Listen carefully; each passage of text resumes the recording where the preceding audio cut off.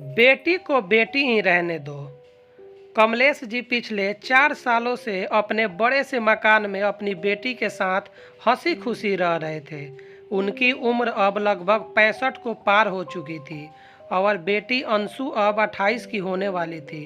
उम्र को ध्यान में रखते हुए बेटी ने उनका सारा कामकाज अपने कंधों पर ले लिया था। अंशु अपने हर काम में बहुत अच्छी थी। जितने अच्छे से वो अपने पापा घर और उनके कारोबार का ध्यान रखती थी, कोई और शायद ही कर पाता। अगर कमलेश जी को कोई बेटा होता तो वह भी नहीं। इन बाप बेटी का रिश्ता बहुत ही प्यारा था। बिना बाप के अंशु को नहीं चलता और बिना अंशु के उसके पापा का किसी काम में मन नहीं लगता। कभी कभी ऐसा लगता जैसे कमलेश जी अंशु के बाप नहीं, उसके बेटे हैं। अंशु की हरकतें ही कुछ ऐसी थी। बाबा को सुबह जल्दी उठकर ज़बरदस्ती वॉकिंग के लिए भेजना हो या छोटे बच्चों को जैसे दवाइयाँ पिलाते हैं वैसे ही पापा की दवाइयाँ उन्हें खिलानी हो, अंशु का बर्ताव अपने बाबा के साथ बिल्कुल वैसे ही था जैसे किसी माँ का अपने बच्चे के साथ होता है।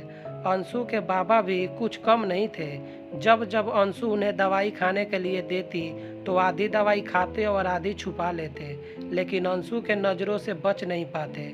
फिर वह उनके सामने खड़ी होकर सारी दवाइयाँ उन्हें ज़बरदस्ती खिलाती। रात को अंशु के सोने के बाद चुपके से किचन में जाकर फ्रिज से मिठाई चुरा कर खाना। बाबा की ऐसी शरारतें भी अंशु पकड़ लेती थी। पकड़े जाने पर बाबा पानी पीने का बहाना करते, लेकिन अंशु उनको समझाती कि मिठाई आपके लिए हानिकारक है। बाबा को याद दिलाती कि पिछली बार उनका शुगर लेवल कितना बढ़ गया था। अपने ही घर में अब मैं मिठाई भी नहीं खा सकता। बड़बड़ाते हुए नाराज होने की एक्टिंग करते हुए बाबा किचन से चले जाते। फिर अंशु उन्हें मनाने के लिए एक मिठाई का टुकड़ा पापा के पास लेकर जाती और फिर वह दोनों उसे आधा आधा बांट कर खाते। दोनों के चेहरे पर बड़ी स्माइल आ जाती। बस ऐसे ही दोनों की जिंदगी हंसी खुशी कट रही थी। उनका घर बहुत बड़ा था, उसमें कई कमरे थे, इसलिए उन्होंने सोचा कि एक किराएदार रख लिया जाए। पैसों के लिए नहीं, लेकिन अंशु के ऑफिस जाने के बाद अकेले रह रहे कमलेश जी को थोड़ा सा ही सही किसी का साथ मिल जाए, इसलिए जल्दी ही एक किराएदार फाइनल हो गया। उसका नाम आकाश गुप्ता था। उम्र उसकी 45 होगी। एग्रीमेंट पेपर बनाने के दौरान पहली बार वह कमलेश जी और अंशु से मिले। उन्हें दोनों से मिलकर काफ़ी अच्छा लगा और अब आकाश गुप्ता अपनी बीवी के साथ कमलेश जी के घर पर किराएदार के तौर पर रहने लगे। थोड़े दिन बीते थे, लेकिन आकाश जी कमलेश जी से अच्छी तरह घुल मिल गए थे। वह दोनों सुबह सुबह अब साथ में ही वॉकिंग के लिए जाया करते थे। कभी वह आकाश जी के साथ तो कभी आकाश जी और उनकी बीवी अंशु और कमलेश जी के साथ डिनर किया करते थे। एक सुबह जॉगिंग के दौरान आकाश जी ने कहा कि आप और अंशु अकेले ही रहते हैं, आपको तो काफ़ी कुछ मैनेज करना पड़ता होगा। आप कैसे सब इतने अच्छे से संभाल लेते हैं? अजी मैनेज क्या करना, मेरी होशियार बेटी के लिए यह कुछ भी नहीं है। अंशु सब इतने अच्छे से संभाल लेती है कि मुझे किसी बात की कोई चिंता ही नहीं है। कमलेश जी ने मुस्कुराते हुए कहा, हाँ वो तो ठीक है, लेकिन जब अंशु ससुराल चली जाएगी तब आपके लिए यह सब मैनेज करना बड़ा मुश्किल हो जाएगा। आपका कोई बेटा भी तो नहीं है और आप अकेले ही इतने बड़े घर में रहते हैं, आकाश जी ने अपना विचार बताते हुए कहा। कमलेश जी के चेहरे के हाव भाव बदल गए।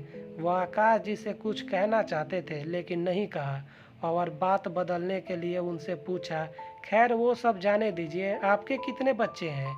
आकाश जी ने छाती चौड़ी करते हुए कहा, मेरे 2 बच्चे हैं, दोनों ही लड़के हैं और दोनों ही अमेरिका में रहते हैं। कमलेश जी को लगा जैसे आकाश जी उन्हें ताना मार रहे हों, लेकिन फिर भी उन्होंने कुछ नहीं कहा और वो जॉगिंग करके अपने घर लौट आए।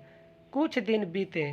कमलेश जी ने आकाश जी को अपने साथ खाने के लिए बुलाया क्योंकि आकाश जी की पत्नी किसी काम से बाहर गई थी और वे अकेले थे। आकाश जी, कमलेश जी और अंशु डाइनिंग टेबल पर बैठकर खाना खा रहे थे। पहला निवाला खाते ही आकाश जी ने खाने की तारीफ करते हुए कहा, अंशु बेटा, तुमने आज खाना बहुत अच्छा बनाया है। कमलेश जी ने गर्व महसूस करते हुए कहा, हाँ मेरी बेटी बहुत अच्छा खाना बनाती है। आकाश जी बोले, यह तो बड़ी अच्छी बात है, उसके ससुराल वाले बड़े खुश होंगे। अंशु उनसे कुछ कहना चाहती थी, लेकिन कमलेश जी ने उसे रोक दिया और बात बदलने के लिए अंशु से पूछा, कारोबार कैसा चल रहा है? कोई दिक्कत तो नहीं हो रही?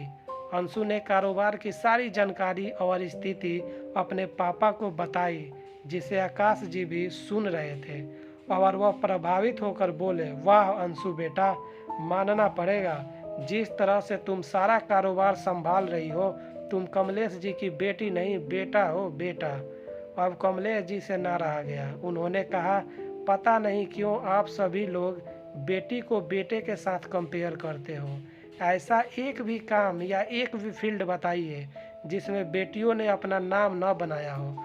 अरे आसमान में प्लेन उड़ाने से लेकर देश के सर्वोच्च पद पर बैठकर देश चलाने तक बेटियों ने हमेशा अपने आप को साबित किया है, लेकिन आप जैसे लोग अभी भी उनकी तुलना बेटों से ही करते रहोगे।